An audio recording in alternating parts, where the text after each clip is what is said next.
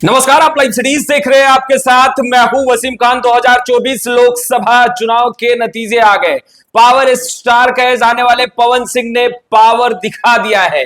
जी हां, बिल्कुल, पवन सिंह का पावर ऐसा दिखा कि एनडीए 4 सीट सीधा का सीधा लूज कर गई।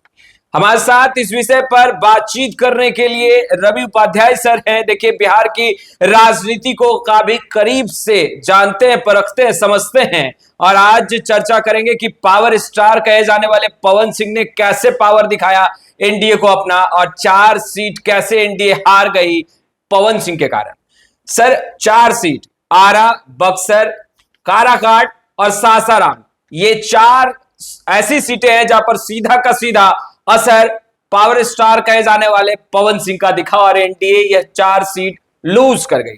सबसे पहले तो बात करेंगे सर आरा, आरके सिंह, बड़ा नाम, बड़ा चेहरा, कद्दावर नेता बीजेपी के, वह भी चुनाव हार गए। मगर कौन सा हवा चला पावर स्टार का आरा में कि आरके सिंह की बनी बनाई जो इमारत थी वो ढह गई। देखिए, निश्चित रूप से आप इसको हम लोग ऐसे समझे हाँ कि आरा बाबू वीर कुंवर सिंह की धरती, जी बिल्कुल, वो उसके लिए जाना जाता है। बाबू वीर कुंवर सिंह की धरती से राजपूत समाज के बड़े नेता, कद्दावर नेता, जो हम लोग इस बात को सब कोई इससे इनकार नहीं कर सकता कि आरके सिंह का काम बोलता था और आरके सिंह ही नरेंद्र मोदी कैबिनेट में कुछ मंत्रियों में, गिने चुने मंत्रियों में थे जिनका चेहरा बोलता था और जिनका काम बोलता था, जिनकी हनक बोलती थी। और वैसे में आरके सिंह को माने कोई नहीं जानता था कि आरके सिंह जो चुनाव हार जाएंगे, बिल्कुल। लेकिन यह कहीं ना कहीं ऐसा पवन सिंह का तूफान चला, पावर स्टार का तूफान चला कि आरा से आरके सिंह भी हार गए। पर यह तूफान उठा कहां से, यह जानना दर्शकों को अति आवश्यक है। रवि सर, सबसे पहले बताइए कि पावर स्टार पवन सिंह का तूफान बवंडर कहां से उठा और उसके बाद एक कर एक 4 सीटें एनडीए हार गई। देखिए, निश्चित रूप से पवन सिंह का तूफान काराकाट से उठा। काराकाट से जहां से वह निर्दलीय प्रत्याशी थे। कभी न कभी वो इससे पहले निर्दलीय प्रत्याशी से पहले वह आसनसोल से प्रत्याशी बनाए गए थे भारतीय जनता पार्टी के। लेकिन वहां पर जो उनका गाना है, जो कहीं ना कहीं उस गाने को लेकर के जो बात कही जा रही है, जो बात में कि वह भारतीय जनता पार्टी के टिकट को उन्होंने वहां से आसनसोल से वापस किया। और उनके खिलाफ कौन थे? शत्रुघ्न सिन्हा थे, बिहारी बाबू के खिलाफ ही उनको दिया गया था। बिहारी बाबू टीएमसी से उम्मीदवार थे और यह भारतीय जनता पार्टी से उम्मीदवार थे।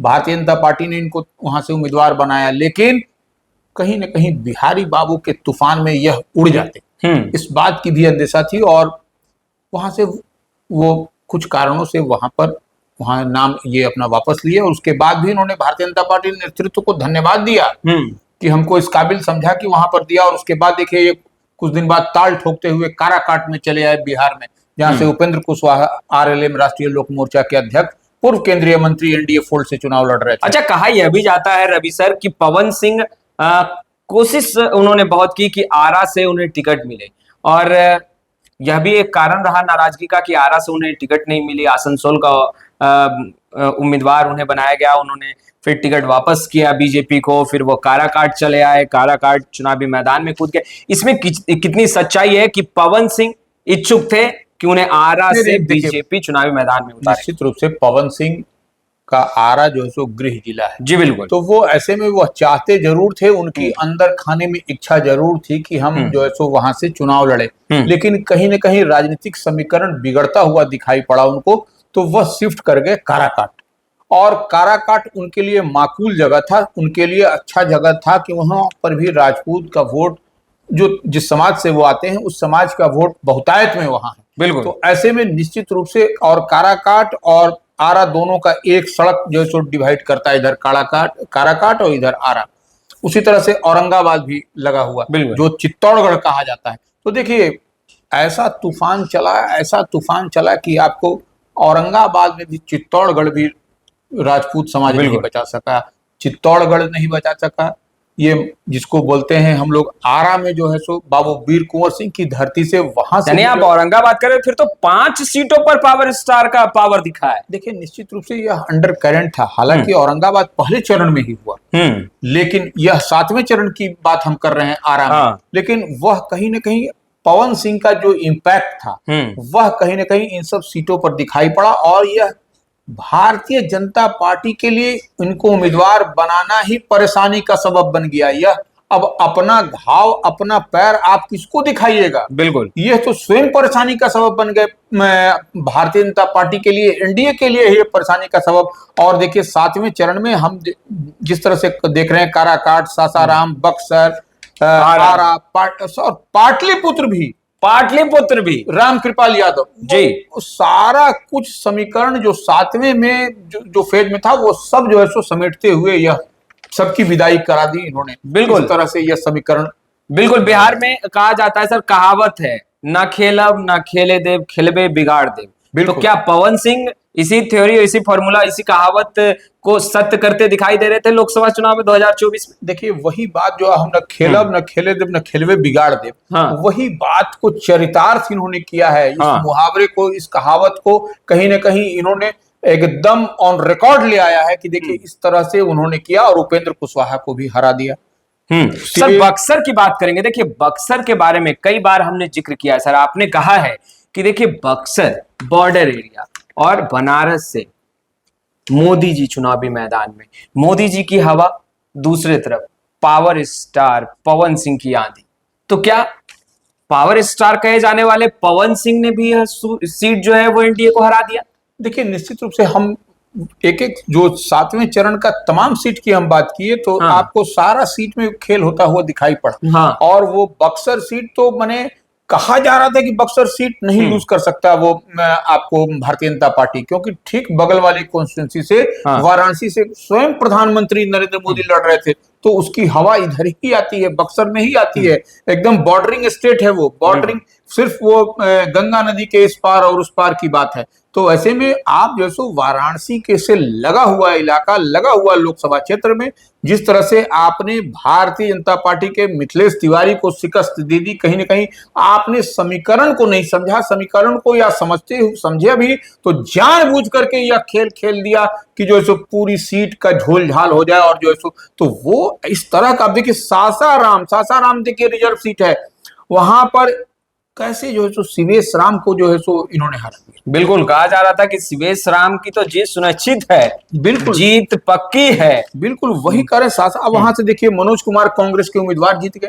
तो यह झोल झाल जो पूरा दिखाई पड़ रहा है, अब सासाराम सुरक्षित से मनोज कुमार जीत गए, राजा राम कुशवाहा जो सो CPI-ML के जीत गए काराकाट से। जहानाबाद से देख लीजिए, जहानाबाद भी देखिए वह भी सीट है, वह भी सीट में कहीं ना कहीं कुछ खेल झोल झाल हुआ है। अच्छा, जहानाबाद लोकसभा सीट पर भी देखिए जहानाबाद भी 7वें चरण में ही न था जी, बिल्कुल 7वें चरण में जब ये था तो 7वें चरण में जहानाबाद की सिटिंग सीट भी एनडीए फोल्ड हार गई। अति पिछड़ा समाज से थे चंद्रशेखर प्रसाद चंद्रवंशी, उनको भी ऐसा इस तरह से सेटिंग गेटिंग किया कि वह भी नाश हो गया, वह भी खेल खत्म हो गया। वहां पर भी जो उनको हार का सामना करना पड़ा और आरजेडी जीत गई वहां से, यानी सुरेंद्र यादव जीत गए। सर आप जिस तरीके से तमाम बातें बता रहे हैं इससे तो स्पष्ट हो रहा है कि तेजस्वी यादव, राहुल गांधी गदगद हो गए। देखिए निश्चित रूप से जो तेजस्वी यादव जो आरजेडी के लिए ड्राइविंग सीट पर इंडिया ब्लॉक महागठबंधन में थे, और राहुल गांधी, इनको एक पवन सिंह के नाम का समझिए एक तोहफा मिल गया इनको। अच्छा, तोहफा गिफ्ट जी, ऐसा गिफ्ट जो बगैर मांगे हुए गिफ्ट मिल गया। अच्छा, मांगा नहीं, तोहफा आ गया।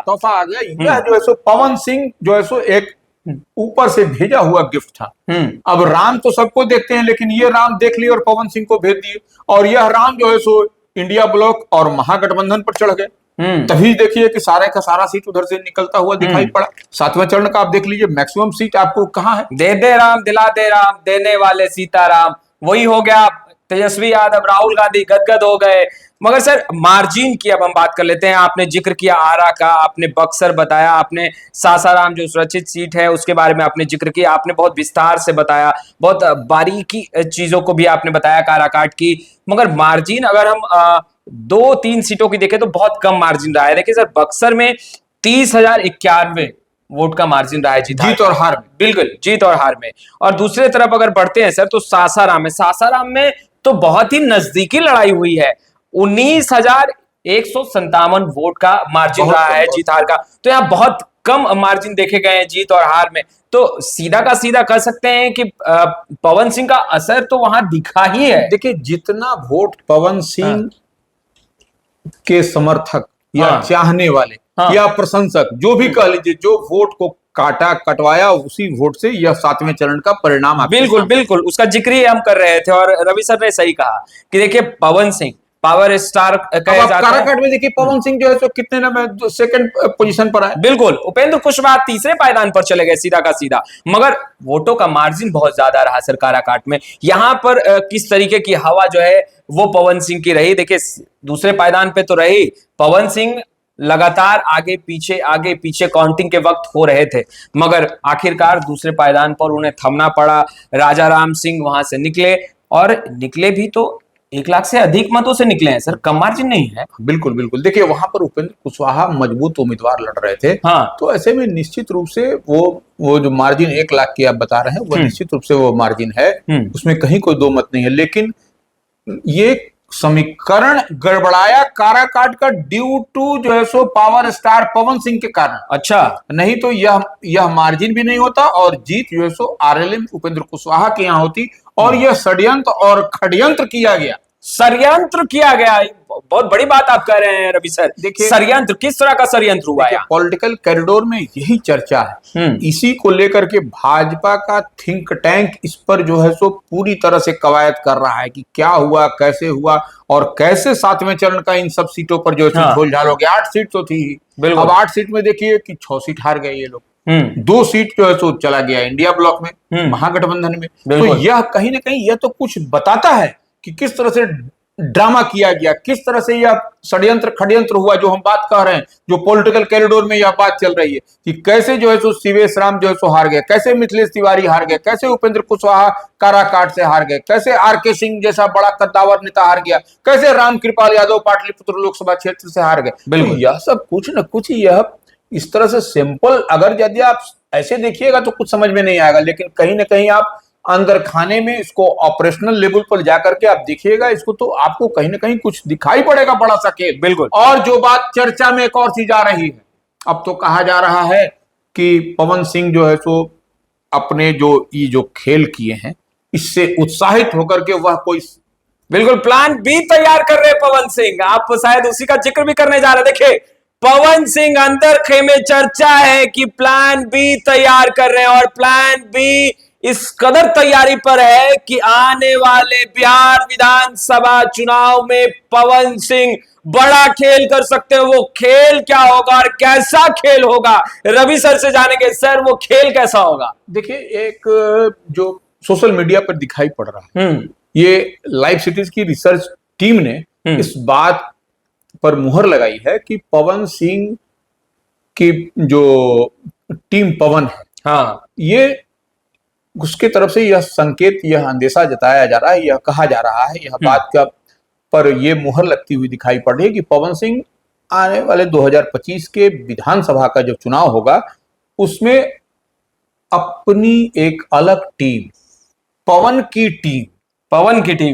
की टीम तैयार होगी। वह राजनीतिक दल होगा कोई, संभवतः उसका नाम जो भी हो, लेकिन इस दिशा में कवायद हो रही है, इस दिशा में प्रयास किया जा रहा है। यह एक बड़ी तैयारी में पवन की टीम लगी हुई है, क्योंकि यह जो आपको दिखाई पड़ रहा है शाहाबाद क्षेत्र में, सिर्फ शाहाबाद नहीं, ये पाटलिपुत्र लोकसभा सीट पर भी, जहानाबाद पर भी देखिए ये लोग का, तो यह कहीं ना कहीं इन लोगों का उत्साह वर्धन हुआ है इस लोकसभा के चुनाव में। इन लोगों ने संभवतः टेस्ट किया।